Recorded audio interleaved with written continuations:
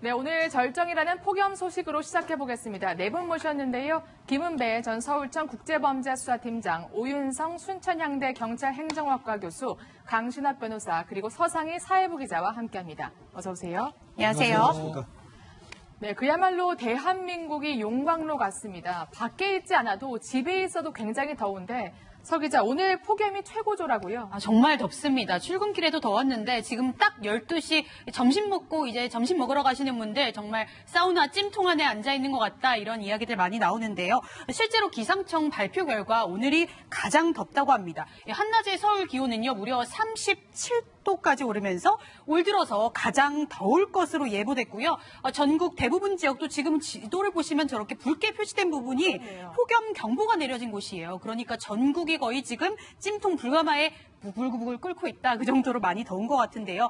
낮 동안 오른 기온이 떨어지지 않으면서요. 밤에도 열대야까지 이어지면서 오늘 특히 건강관리에 유의하셔야 될 것 같습니다. 네. 아무래도 더운 날씨 때문인지 각종 사건, 사고도 끊이지 않고 있는 것 같아요. 네, 그렇습니다. 어저께 낮 2시에 울산 동구 방어진항 부근 바다에서 발생된 사건을 하나 말씀을 드리면 말이죠. 방어진 해경파출소 소속의 경찰관들이 2명이 순찰을 하고 있는데 50대 남성이 바다에 빠져서 살려달라라고 얘기하는 것을 보고요. 바로 이제 바다에 뛰어들었습니다. 그리고 연락을 받은 연안구조정, 저기 지금 보이시는데요. 그 연안구조정이 현장에 급파가 돼서 던져준 튜브를 50대 남성이 잡고 해경에 의해서 구조가 됐는데 다행입니다. 그런데 이 남성이요, 왜 물에 빠진 거죠? 그렇습니다. 보면은 해경이 구조를 했는데 저건 뭐 자살을 한 것도 아니고 또 사건도 아닌데 50대 남성이 방어진항에서 술을 마시다가 날씨가 너무 덥지 않습니까? 만취한 거예요.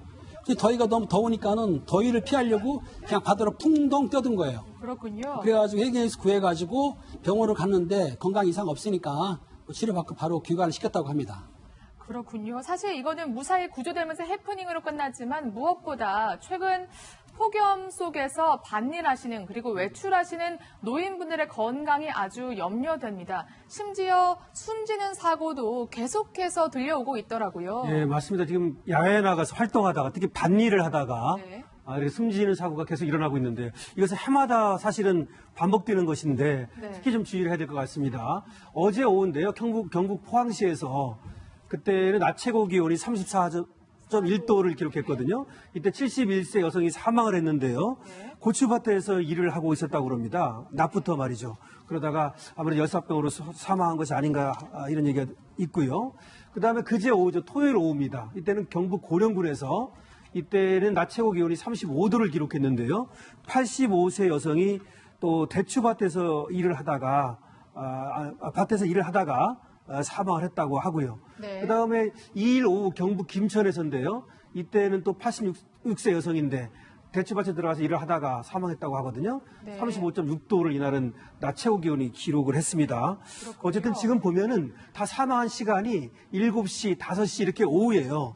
그래서 낮부터 또는 아침부터 나가서 계속해서 일을 하다가 밭에서 사망한 채 발견이 되고 사실 119 구급대가 도착했을 때에는 거의 이미 사망한 상태였거든요. 그래서 열사병에 대해서 특히 주의해야 될 것 같습니다. 네, 요즘 같은 날씨에는요. 저녁도 안심할 수가 없습니다. 제가 지금 변호사님이 사례를 설명해 준 걸 들어보니까 아무래도 확실히 노인분들의 사망 사고가 많네요. 네, 그렇습니다. 특히 이제 노인들이 이런 폭염에 굉장히 취약한 그런 계층인데요.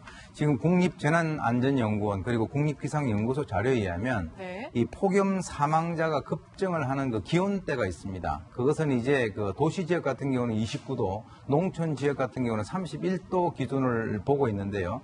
통상 이제 이 도시 지역 같은 경우는 실내 냉방 시설이 없는 곳에 기거를 하는 취약 노인들, 그리고 이제 농촌 같은 경우는 바로 폭염에 논밭이라든가 야외에서 활동을 하시는 분들이 있는데 심지어 이 무더위에 이제 농촌에 보면은 비닐하우스 있잖아요. 그 안에는 한 50도까지 올라간다 그래요.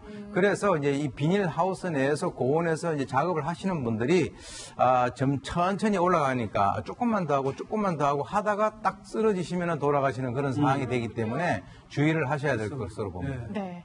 사실 폭염 속에서 이러한 개인의 건강 관리도 중요하지만 무엇보다 시설물 점검도 아주 중요합니다. 그렇지 않으면 정말 참변을 초래할 수도 있는데요. 그 사건, 정말 찬변이 초래됐습니다. 영상으로 한번 만나보겠습니다. 네, 지난달 29일 부산 광안리 인근을 비추는 CCTV입니다. 한 여성이 공중 화장실에 들어가는 모습인데요. 그런데 들어간 뒤에 한참을 지나도 나오지를 않습니다. 밖에서는 일행이 기다리고 있는데요. 기다리다 못한 일행이 화장실에 들어갔더니 이 여성은 그만 의식을 잃고 쓰러져 있습니다. 남은 일행들이 화장실에서 여성을 급히 끌고 나와서 급하게 심폐소생술을 진행해보지만 소용이 없었습니다. 곧 이어서 구급대원들이 현장에 도착해 여성을 급히 병원으로 옮겼는데요. 안타깝게도 오늘까지 여성은 의식을 회복하지 못하고 있습니다. 네. 폭염 속 부산 광안리를 방문한 한 여학생의 이야기인데요. 이 여학생에게 무슨 일이 벌어진 거죠, 팀장님? 저 여학생이 이제 소변이 마려우니까 화장실 갔어요. 화장실에 갔는데 그 정화제에서 나오는 유독가스에 중독이 된 거예요. 쓰러져가지고 끌어냈는데 지금 이제 8일째 기억을 못 찾고 의식을 못 하고 있는데 저 황화수가 저 경찰하고 광안리구청이 확인해 보니까 저 정화조 화장실 나오는 게 그 황화수소라고 H2S라고 합니다. 유독가스인데 공기보다 무겁죠. 그게 일반보다 기준치보다 한 500배 정도가 많은 1000ppm. 그러니까 700ppm 이상의 30분이면 사망한다고 그래요. 상당히 그 유독가스를 마셨기 때문에 힘들었는데 어쨌든 간 저 보기에는 화장실에 아마 그 정화조 위에 그 돌아가는 그 환기통이 있는 것 같은데 아마 저 가스가 환기통에서 안 나갔기 때문에 그 안에 쌓여가지고 그걸 흡입하는 바람에 저렇게 피해를 당한 것 같아요. 그렇군요. 사고 당시 화장실에서 나오지 않는 피해 여고생을 찾기 위해서 친구가 화장실로 들어가기도 했는데요. 잇따라서요. 한번 그 친구의 이야기를 들어보겠습니다. 제가 문을 따고 들쳤을 때 시큼하고 역한 냄새가 갑자기 입으로 제가 구토를 하고 정신을 한번 잃었었거든요. 그러니까 냄새를 맡자마자 구토를 할 정도고 본인도 약간 쓰러질 정도라고 했다고 합니다. 그런데 황화수소 얼마나 위험하길래 이 정도였고 당시 그럼 화장실은 관리가 안 됐던 건가요? 지금 이제 그렇게 판단이 되고 있는데요. 시큼하고 역한 냄새 때문에 구토를 하고 쓰러질 정도라고 하는 것이 바로 이제 아까 말씀하셨던 그 황화수소 때문인 것으로 그렇게 판단이 되는데요. 사실 이쪽 같은 경우는 매일 오전 3시에서 4시 사이에 이 자동적으로 이것을 배기를 하는 그 기계가 작동을 한다라고 합니다. 그런데 지금 현재 이 황화수소 일부가 제대로 작동이 되지 않는 상태에서 하수구를 통해서 이제 이 화장실로 유입된 것으로 지금 추정을 하고 있는데요.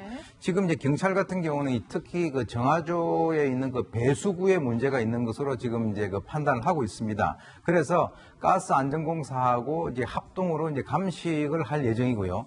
국립과학수사연구원에다가 이 황화수소 수치를 감정 의뢰를 한 그런 상태입니다. 그리고 이제 구청 관계자를 불러서 정확한 사고 경위를 수사를 하고 있는 중인데 문제는 뭐냐면 바로 사고 관할 구청인 수영구에서는 이것과 관련돼서 단 한 번도 점검을 하지 않았다라고 합니다. 그렇군요. 한 번도 화장실 점검을 하지 않았다. 결국 인재였을 것으로 추정이 되는데 무엇보다 이 여학생이 8일째 의식불명 상태라고 합니다. 가족들은 얼마나 속상할까요? 그 이야기를 들어보겠습니다. 어떻게 우리 애한테 이러니 믿을 수가 없어요. 우리 애기 친구가 심폐소생술하다 그 애도 쓰러졌거든요. 그 애도 죽을 뻔했잖아요. 진짜 있었으면 안 되는 거예요. 이런 유해 독성 물질은. 오늘 누가 화장실에서 독가스가 나온다고 생각을 하고 화장실 이용을 하겠습니까? 안전에 대해서 터지야지만 그때 대해서 조치하고 항상 누가 어떻게 믿고 뭘 이용을 하겠어요, 무슨 시설을. 저는 사실 이번 사건을 통해서 황화수소를 처음 접했는데 여름철에 황화수소로 인한 사고가 종종 벌어지더라고요. 예, 고용노동부에서 밝힌 그 통계에 의하면요. 2014년부터 18년까지 24건의 질식 상황이 발생했는데 여름철에 그중에서 14건이 이제 황화수소 중독이었다고 얘기하고요. 이 황화수소는 다른 거하고 달라가지고 최근 5년간 그 질식 사건 전체를 따지면은 한 150건 되는데 그중에서 51%인 76명이 사망했답니다. 그러니까 황화수소는 절반이 마시면 사망한 겁니다. 이거는 다른 사건의 어떤 재해 사건의 약 40배 수준이 되는 겁니다. 사망률이 말이죠. 이렇게 무서운데 그 이유는 뭐냐면 이것이 이제 마시게 되면 폐 손상 내지는 호흡 마비를 일으킨다는 거죠. 그래서 사망에 이르게 되는데 보통은 쓰레기장, 정화조 내지는 폐수 처리장 이런 데서 발생하는 그런 무색이고요. 그리고 또 악취는 심하게 나는 이런 유독 같습니다. 그래서 지금 아까도 나왔지만 이거는 인재죠. 화장실을 제대로 관리하고 청소했더라면 이거는 충분히 막을 수 있었는데 굉장히 안타까운 상황입니다. 네. 서 기자, 혹시 황화수소 예방법 혹시 나와 있는 게 있습니까? 문제는 이 황화수소가 눈에 보이지 않는다는 점이 가장 큰 문제입니다. 사실상 미리 예방을 할 수가 없는 거죠. 알아차릴 수가 없기 때문인데요. 실제로 밀폐된 공간에 들어갔을 때는 이미 황화수소에 노출이 된다고 합니다. 눈으로 보이지 않기 때문인데요. 때문에 이런 황화수소 사고가 다른 안전사고에 비해서 이 사망으로 이어질 확률이 40배나 무려 높다고 합니다. 결국에는 이런 예방 조치가 중요한 건데 사실 화장실에 들어가서 누가 이런 사고를 당할 줄 알았겠습니까? 예방 조치 정말 시급해 보입니다. 네. 꼭 이러한 가스 사고뿐만이 아니라도 정말 온열 질환자 굉장히 위험합니다. 올 들어 1000명 가까이 환자가 발생을 했는데 변호사님 혹시 온열 질환 환자가 발생했을 때 취할 수 있는 응급조치법 저희가 한 번 더 알아봐야 될 것 같아요. 그래야 될 것 같아요. 일단은 먼저 온열 질환자가 발생을 하면요. 의식이 있을 때하고 의식이 없을 때로 나눠서 처리를 해야 됩니다. 처치를 해야 되는데 시원한 장소로 먼저 의식이 있을 때는 이동을 합니다. 네. 의식이 있을 때는 먼저 시원한 장소로 이동을 하고 옷을 벗기고 몸을 시원하게 한 다음에 수분을 섭취하도록 한 다음에 그 다음에 이제 개선이 안 되면 119 구급대 요청을 하는 거고요. 근데 의식이 없으면 바로 119 구급대 요청을 먼저 해야죠. 그다음에 중요한 거는 시원한 장소를 일단 옮기고 하여튼 옷을 벗긴다. 그리고 몸을 시원하게 한다. 이게 중요한 것이고요. 그다음에 이제 폭염할 시에 주의해야 될 거는 하여튼 더운 시간대에는 휴식을 취해야 되고요. 시원한 옷을 입어야 되고 또 가능하면 양산을 쓰고요. 물을 자주 마셔야 된답니다. 그다음에 식중독을 예방하도록 노력해야 되고요. 하여튼 그리고 주변 사람들을 좀 건강을 살피도록 서로 돌봐줘야 된다. 이것이 중요하다고 얘기합니다. 네, 알겠습니다. 그런데 이제 폭염뿐만이 아니라 이제 곧 태풍이 온다고 하는데 서 기자 언제 오는 거예요? 무더위를 식혀줄 이 비는 내리겠지만 아무래도 조심하셔야 될 것 같습니다. 제8호 태풍 프란시스코가 지금 상륙하고 있는데요. 오늘 10시 기상청에서 발표한 이 태풍의 예상 경로입니다. 이 태풍이 점차 북상을 하고 있는데 내일이죠. 6일 오후 9시부터요. 광주와 전남이 영향권에 들 예정이라고 합니다. 사실 서해상으로 진출할 것으로 예상됐는데 10시 발표에서 약간 태풍의 경로가 동쪽으로 치우쳐진 걸 볼 수 있어요. 그래서 특히 해상 부분에서 배 같은 게 운행이 주의해야 되니까요. 높은 파도와 강풍, 특별한 안전 피해에 대해서 대책이 시급해 보입니다. 네, 알겠습니다.